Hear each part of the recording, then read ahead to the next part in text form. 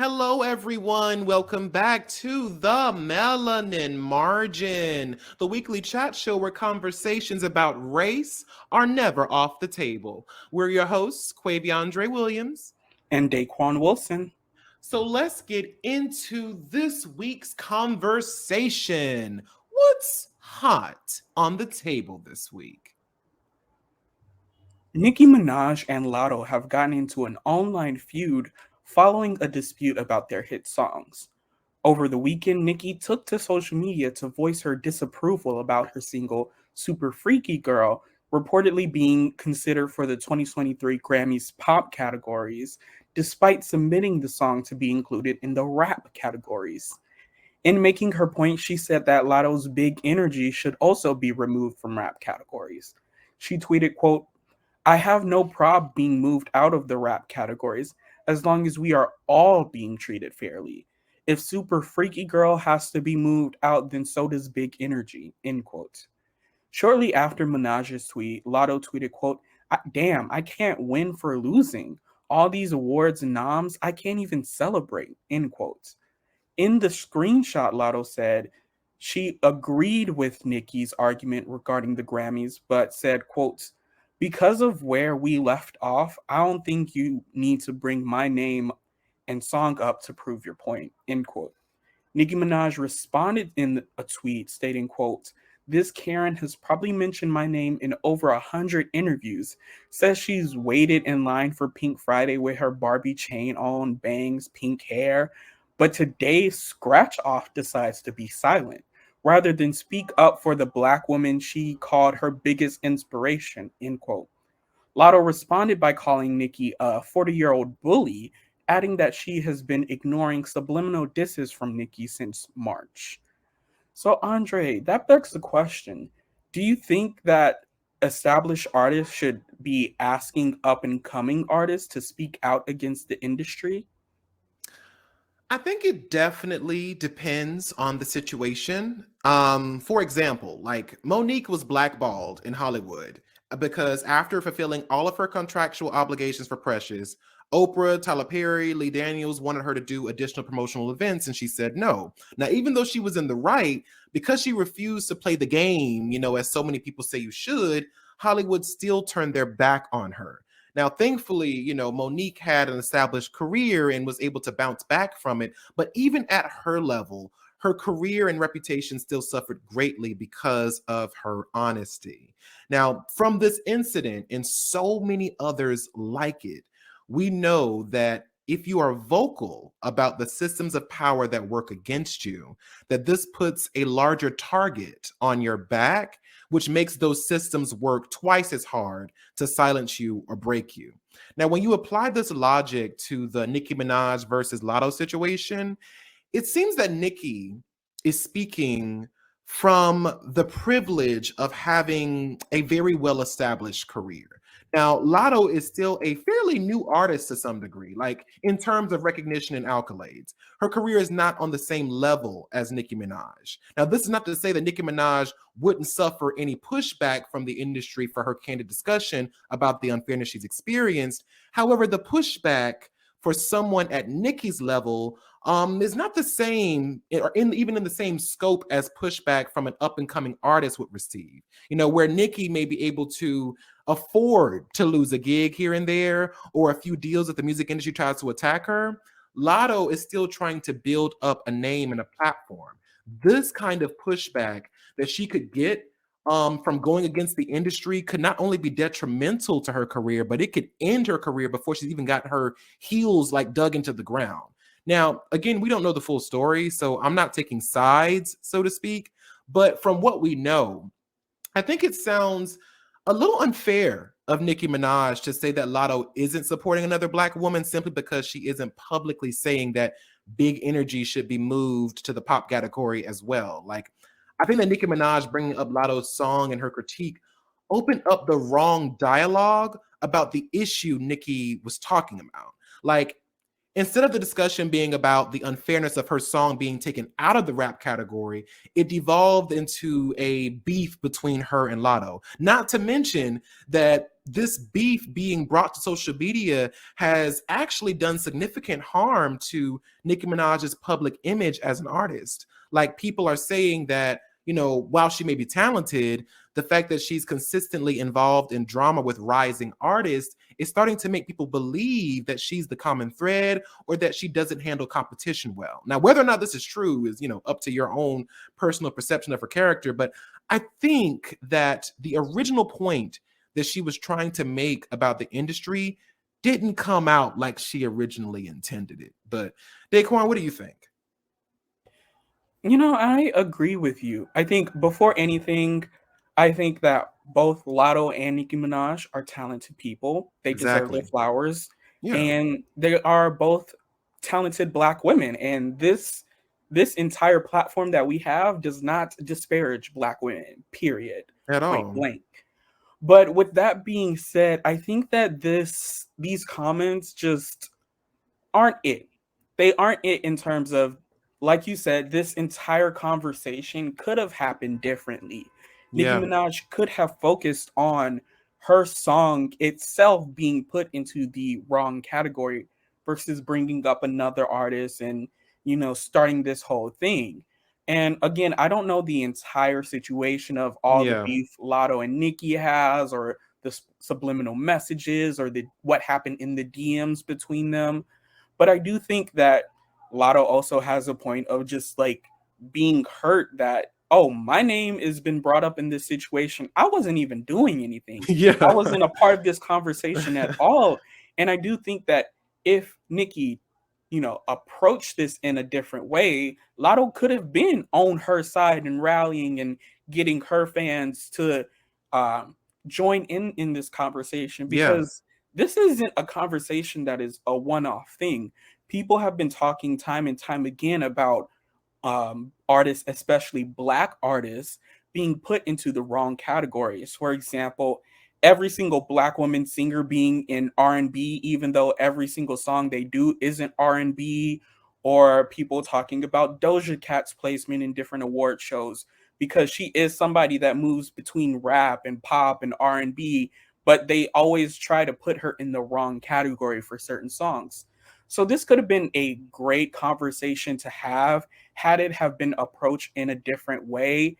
However, as it stands now, I do think that, this is the time for Nicki to really reflect on her power in this situation, because Mm-hmm. she is a respected person in the industry. She has a legacy and she has a power. Yeah, people are talking about her tarnishing her legacy with these beef, but at the end of the day, Nicki has done so much for the rap industry, period, Mm-hmm. point blank, for the music industry as a whole. Mm-hmm. And if I am a smaller artist, I would be intimidated to speak up against the industry, especially knowing, this is something that's happening to a huge artist. Because I would be thinking, oh, if this can happen to Nicki Minaj, who is this, legend, it can Mm-hmm. also happen to me, who's not to her level yet.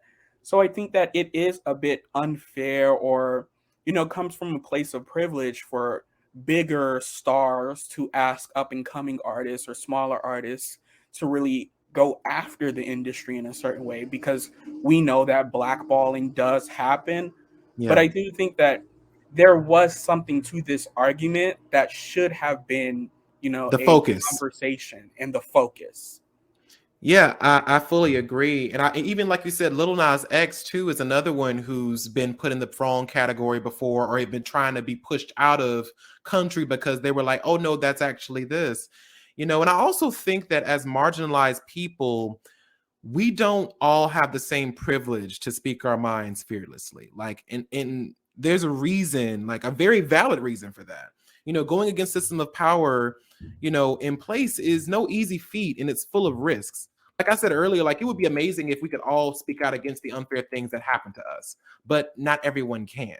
Like, we know that as Black people, especially in the workplace, when we're being microaggressed or disrespected by white people, specifically white women, that we have to navigate that situation very carefully and cautiously. Like where a white man can check a white woman and be unaffected by her white tears, if a black man or a black woman were to do the same, it could put them in a very precarious situation. Like we all navigate life differently based on what we are able to do. Like we should never sit in or just sit by and let an injustice occur. But we all have to recognize that one, not everybody is equipped with the fortitude it takes to stand up to the system without wavering. Two, not everyone can afford to risk it all in the same way that others can. And three, we should be very careful how we police the way that people show their support for a cause. But like, what are your thoughts on that, Daquon? Yeah, I think that this is a situation where it really comes down to these systems of power are made to not be checked. Point blank, Yeah. period. And so even Nicki Minaj speaking out against that is taking a risk because, like how a lot of arguments are going, because she is speaking out, that she's easily being portrayed as this angry black woman who's never happy and just like can't Mm-hmm. enjoy what she's got. She always has to try to get something different, or people are being like, well, you're Nicki Minaj, you have this and that, why do you need a Grammy? And it's like, if Nicki Minaj as an artist has a goal to get a Grammy, that should be her goal, period. And we shouldn't have to try to put her down for having a goal, even if she got all of these other different accolades and awards and stuff like that. Because if she wants that, that is what she wants. And I also think that Latto may know that because she's also a black woman. Um, Even having, light skin privilege, stuff like that, she can still be easily the target of being called an angry black woman if she speaks out against the industry.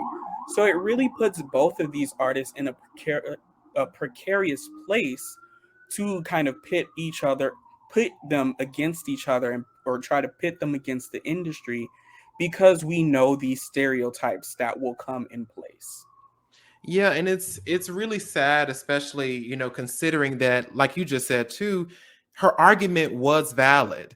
Like there was validity in that, and there was a conversation to be had about that.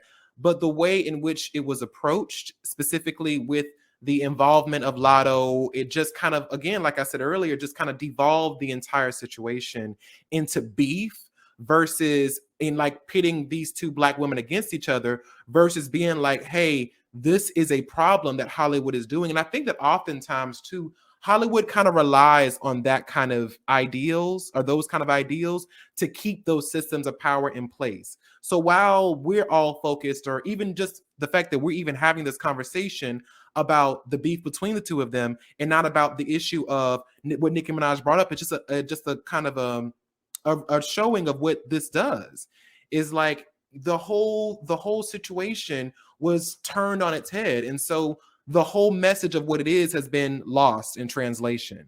And now we have Lotto who's going back and forth with Nicki, and now we have their fans and her and Nicki's fans and Lotto's fans going against each other, trying to compare who's better, who's this, who's that, instead of being like, hold on, this is a problem that can affect all of us, and this is a problem that has been going on. Let's focus on that. In an article on Daily Beast written by Fletcher Peters, we learned that there are no words capable of describing the anomaly that has just crash landed on planet Earth. Her name is M3GAN, or rather M3GAN. She is a doll, she talks, she dances, and she has already catapulted her way into all of our hearts thanks to the cheesiest, hokiest 2.5 minutes to ever have graced social media. In the trailer, M3GAN takes it upon herself to grow infatuated with her best friend, Katie, defending her from any harm at all. A little boy approaches Katie in the forest and begins to fight with her, but M3GAN rushes to her friend's defense. The bot shoves the little boy in front of her car and murders him. Then M3GAN is doing no-handed cartwheels, twerking, and ripping off the blades from paper shredders to use as a weapon. The final 30 seconds of the M3GAN trailer are a complete masterpiece. And the whole thing is made even better by the fact that it's soundtracked by a sinister take on Taylor Swift's forgotten tune, It's Nice to Have a Friend. Now, even though the movie is set to come out in January 2023, it has already developed a massive fan following online and may be on its way to becoming America's next cult film. So, Daquan, what do you think has contributed to the success of M3GAN? Obviously, that trailer being a masterclass of how to be camp. Like, I will never forget the moment when I saw that an edit of that trailer of her dancing, and they had America's Got a Problem, and it was like do do do do do, Yeah.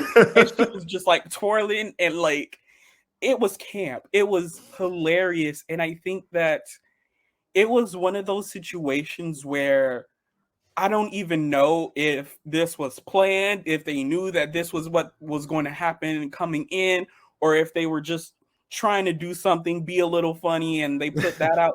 But whatever happened, whatever magic happened in that marketing team's meeting needs to be studied. It needs to be in every marketing class and hell psychology classes on how advertisements work and all, because it was hilarious, and in a matter of, hours, it was Hours, yeah. all over social media. Like the same day you would see TikTok after TikTok after TikTok on your FYP all about M3GAN, and I was like, and it really got me to the point to being like, I don't know what this is about. I think it's hilarious, but whatever it is, I want to check it out. And I think that's how you do it. And that's what contributed to its success, is how it created this formula to go viral. It wasn't like, some social media team pushing and being like, go check out our trailer or doing all of this other stuff.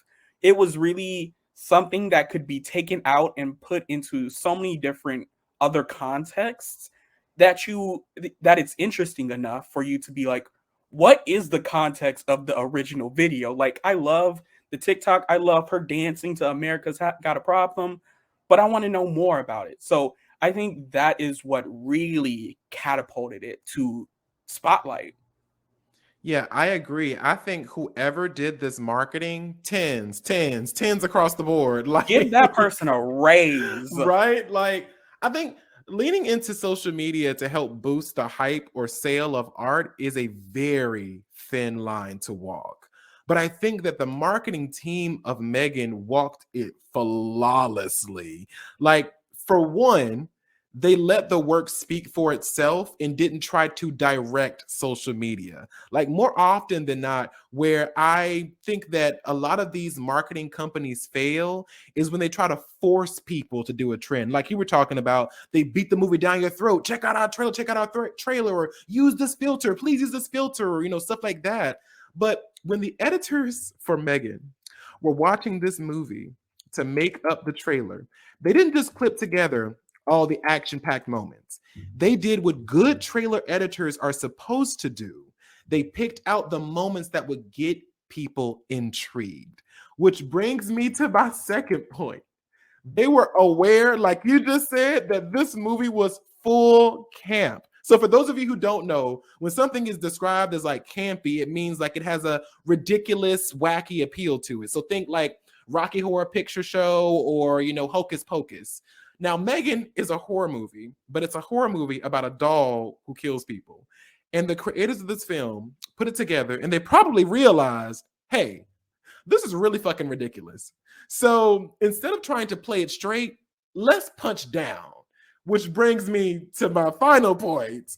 Their marketing team knows their fucking audience. It has been no secret that the LGBTQIA community has an affinity to horror films.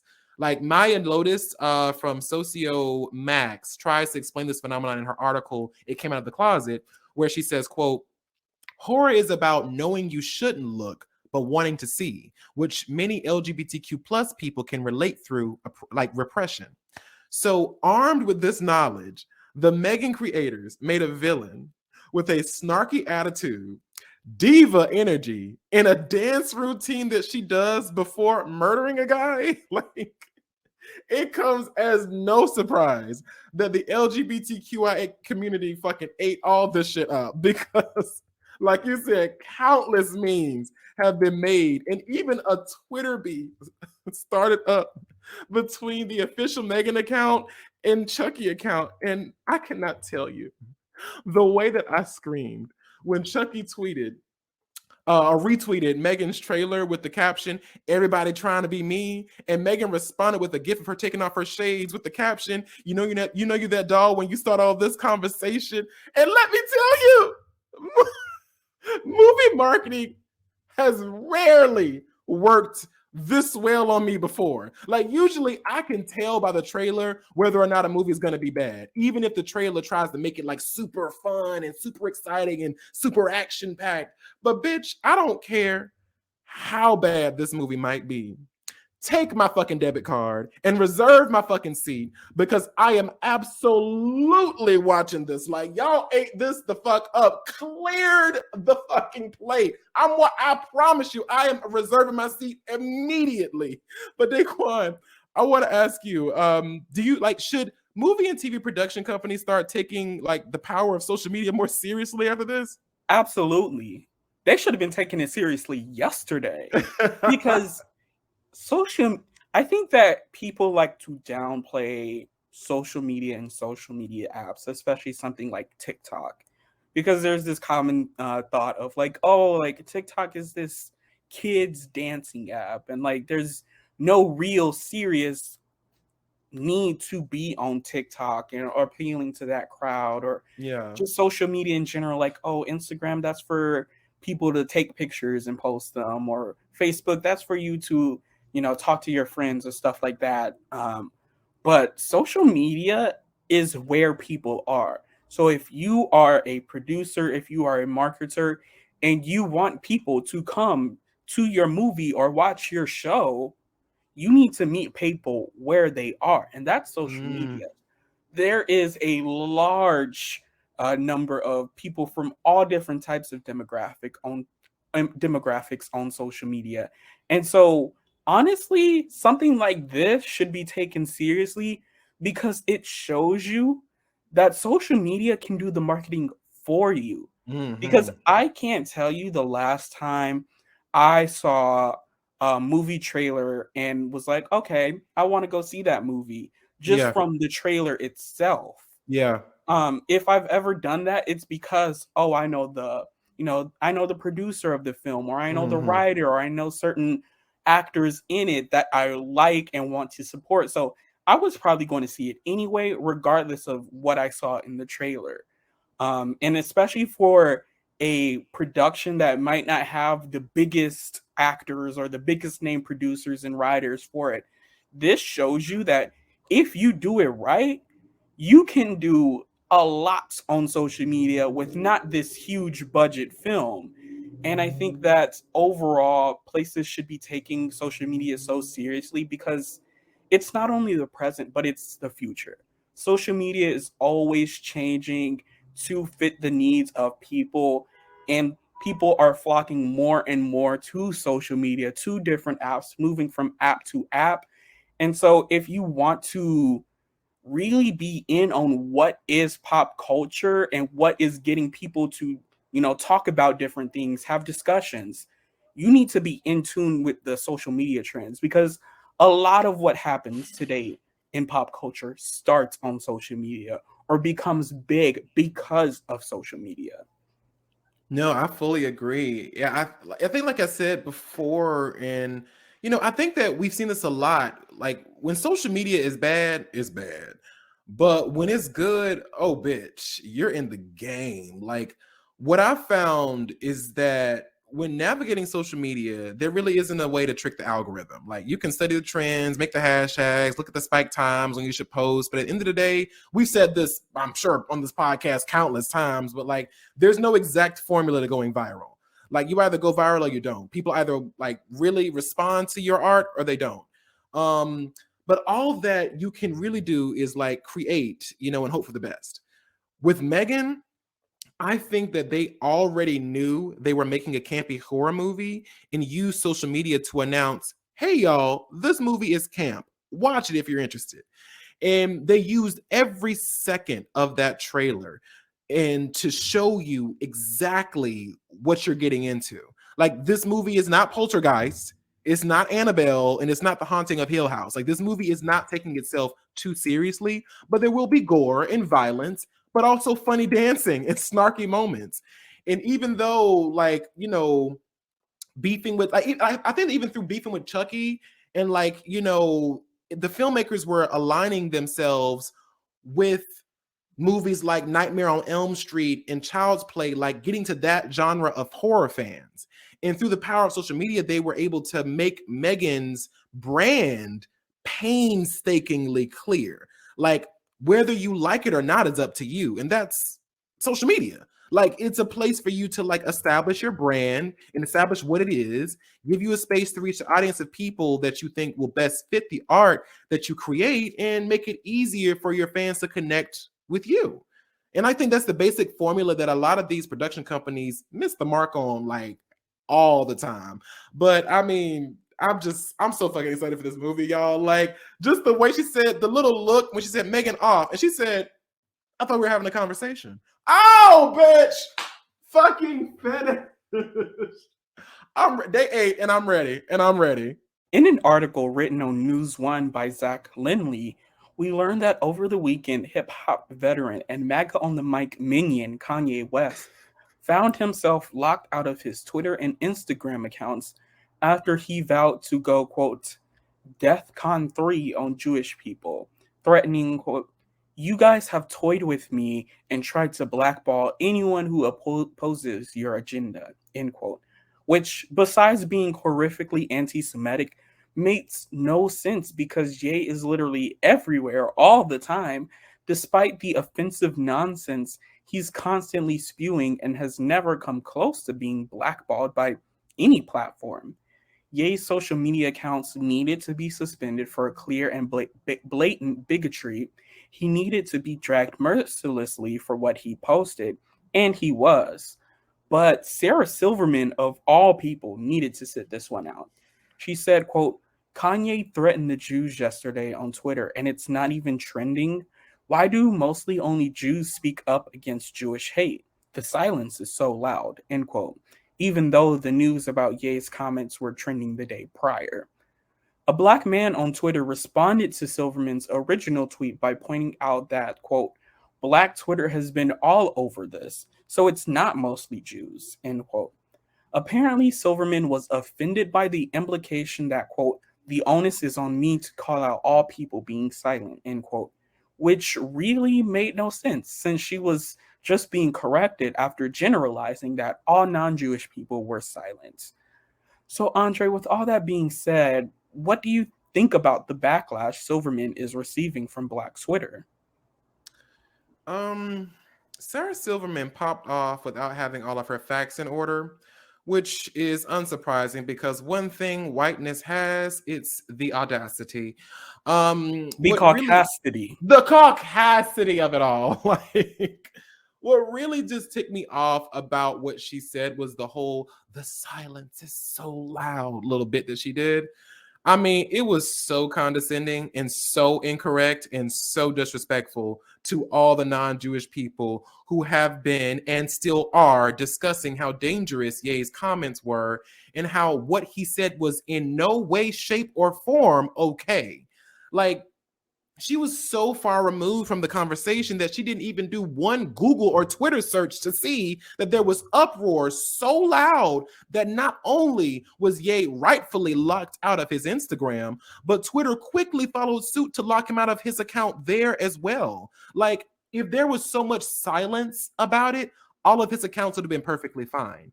And since you say that only Jewish people speak up about Jewish hate, are you not forgetting the uproar about Whoopi Goldberg's statement about the Holocaust, where many non-Jewish and Jewish people alike were quick to respectfully gather her, so much so that the producers suspended her from The View for 2 weeks to reflect on what she said? So, like, in the words of Shangela Laquifa Wadley, hold on, pause, sweetheart. Let's get it together before you want to read. Are there situations where the hate for marginalized communities are simply swept under the rug and ignored entirely? 100%. But this is not one of those situations, Miss Silverman. Girl, I think that, whatever paint Sarah Silverman used to do blackface that one time, the fumes got to her head and made her delusional because this is just delusion. Like, if you were on Black Twitter, if you were on Twitter, period, you would have seen a lot of things being said about what Kanye tweeted and what Kanye was saying. And I don't know what, high horse she's on or what little part of the world that she's in to not get any of that. But I think that this is a really dangerous conversation to have because It I think is. time and time again, you have people pitting people against each other rather than speaking up about what is the crux of this. Yeah. If Sarah Silverman was just like, oh, I wish a little bit more people were speaking about this, that would be one thing. But Yeah. specifically targeting, oh, y'all aren't speaking about this. Y'all love to never speak about Jewish issues and make a broad generalization really damages what a lot of Jewish activists have been trying to work on, Exactly. and it completely undermines all the work that they've done. So this was a time Sarah Silverman should have been like, you know what, I am upset about this conversation. She should have given her points on Ye's comments and Yeah. kept it a buck 20 and moved on. But no, she wanted to make this something bigger and something that it's not, when in reality, she's just so far removed from what a lot of people are saying. Because you have to realize once you get to the point of being Sarah Silverman level, you're not really, in the conversations in mass. You are Hmm. seeing your very curated social media Yes. platform Yeah. versus what everybody else is seeing. The So everyday in this person. situation, she did not have the purview to talk about what's going on.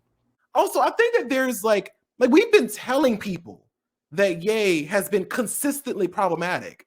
Like we've talked about him before on this show, but at this point, it's feeling really redundant. Like we know he has mental health issues, but it looks like he doesn't have anyone in his team who either respects or he respects enough or cares about him enough to make sure that he's taking his medication to regulate his moods, because he's expressed that he struggles with bipolar disorder, which includes manic paranoia. And I'm not a doctor, but from the behaviors he's displaying, it seems like he might be off his meds. But this is like a really troubling situation because we all know that mental disorders can explain, but it doesn't always excuse the actions of a mentally unwell person. So it really begs the question, like how much of what he's been saying is his true nature or is a result of his manic hyper paranoid state. Like I don't know, but like what I do know is that if there are people in his life that truly love and want what's best for him, that they get him the help that he needs. But until then, I think he absolutely needs to remain suspended and locked out of all his social media accounts, because as a celebrity with such a massive following, regardless of if his comments are a result of his mental disorder or not, a mentally unwell person should not have access to a massive platform where they could unintentionally or intentionally encourage dangerous people to enact violence on any community. I mean, we've seen what happens when dangerous rhetoric is platformed on a grand scale. I mean, even in recent news, it's how the insurrection at the Capitol happened. Like, it's so fucking irritating when we have been consistently saying Ye is a problem, Ye is a problem, Ye is a problem, and then no one's like, oh well, he's a problem for y'all, like he's a problem for the niggas, he's a problem for us. And then now that his discussions have been moving towards anti-Semitism, when we've already told y'all that he has been fucking up and that he's not in his right mind right now, or that he needs to get some help, and that he is having spewing some very dangerous rhetoric. Now y'all want to be like, oh, maybe y'all was right. We've been telling y'all that. We've been telling y'all that he was fucking up and he was not all the way there. So it's just like, it's really frustrating to me that like everybody's just so aghast at what he said. And I'm kind of like, this is something that I'm not surprised about from what he's displayed before. It's wrong, it's disgusting, and he absolutely should be held accountable for that. But once again, the Black community has been telling y'all Ben done been telling y'all that he's been anti-black. He has been spewing white supremacist rhetoric, and a part of white supremacist rhetoric is anti-Semitism. Exactly. And it's one of these things, like you said, I think that there are certain conversations that are getting a little tired. Like, yes, Ye has talked about having mental health issues, but like you said, mental health issues can explain something, but it's not an excuse for something. And I think Exactly. people have also been talking about how, you know, when his mom was still alive, he was saying some crazy things, but since his mom died, it's gotten even crazier. And yet again, could be an explanation. Losing somebody that could have been the person to keep you grounded or bring you back when you do have these manic episodes, losing that person can cause a lot of pain and cause a lot of disruption. But again, it is not a way to excuse what he's talking about. He Yeah, is doing something that's inexcusable. Anti Semitism is inexcusable. Racism exactly. is inexcusable. Bigotry, period, is inexcusable. So in this situation, the right action was taken. He violated guidelines. He put dangerous rhetoric out there, and social media was like, "We're going to have that social media account.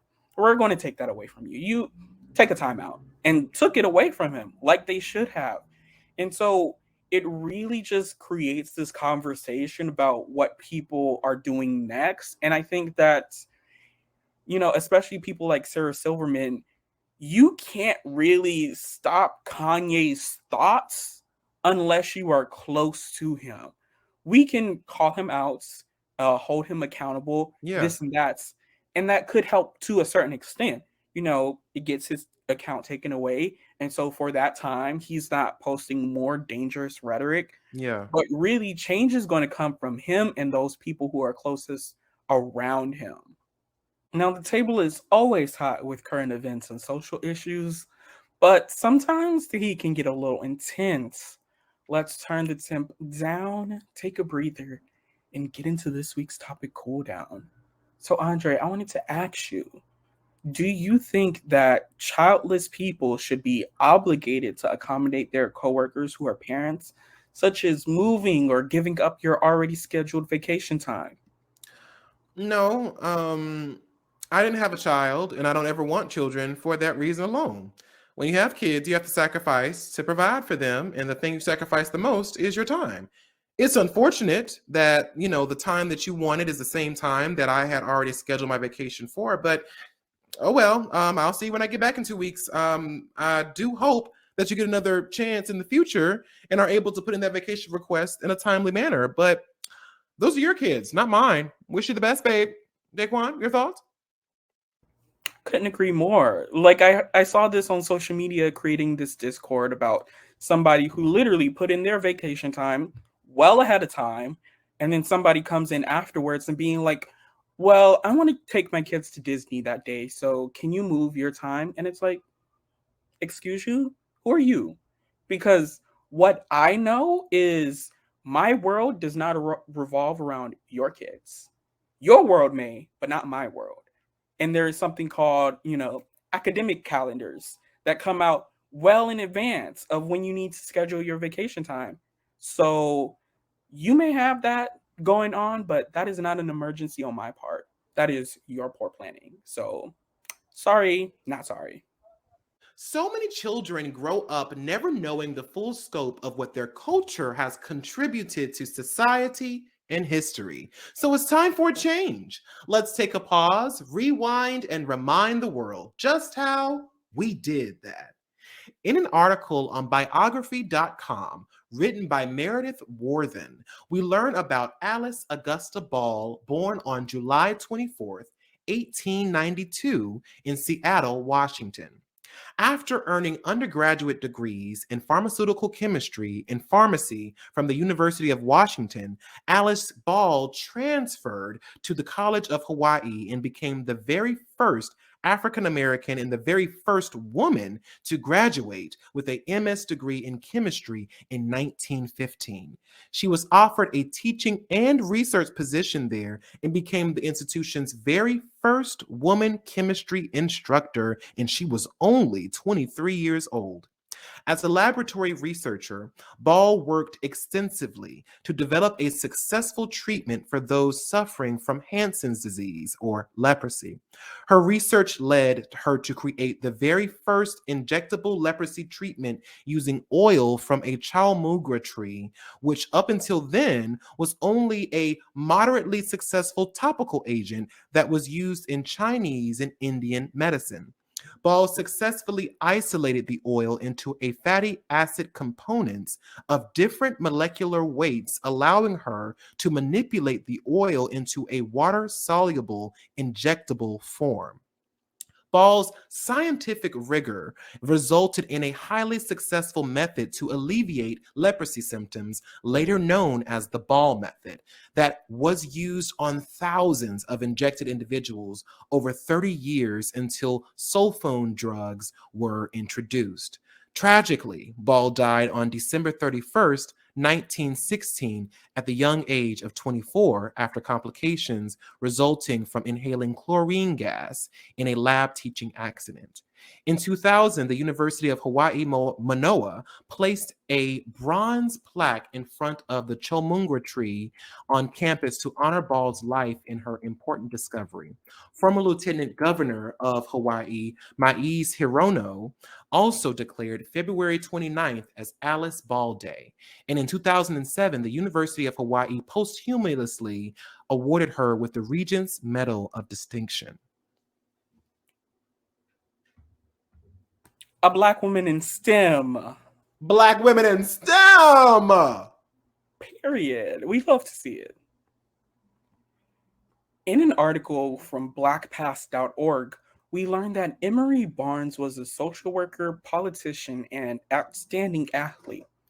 During his high school years in Oregon, he excelled in high jump, track, and field.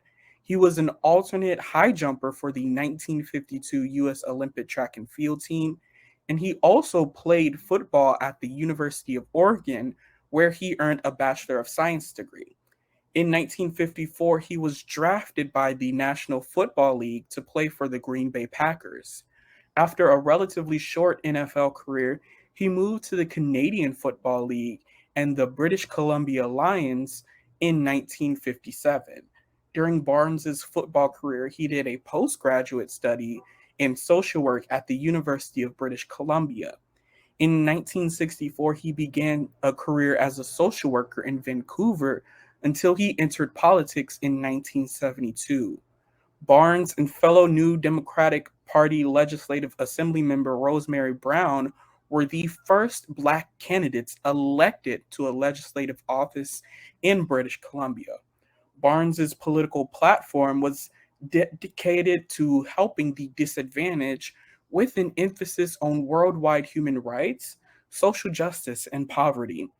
At one point in his political career, realizing how difficult life was for many of the people in his district and wishing to bring attention to poverty in the area, he moved to downtown East Vancouver and limited himself to living on an amount equal to that received by welfare recipients. When the British Columbia Black History Awareness Society first emerged in 1993 in an attempt to acknowledge Black History Month, Barnes obtained a government grant and rallied community support for the society. He then led the effort to build a cultural community center in Vancouver for the entire community, but especially to serve the people of African heritage. Though his hard work and diligence, Through his hard work and diligence, the BC Black Cultural Association was formed with Barnes as the first president. Black people. Period. That whole Black. politician thing where he was like, "Oh, I'm gonna live just like the people in my district. Oh, y'all are making that much? I'm going to make that much. You live here? I'm going to live here." Maybe some U.S. politicians should take some notes. Maybe they should be getting that minimum wage. See if it's really livable.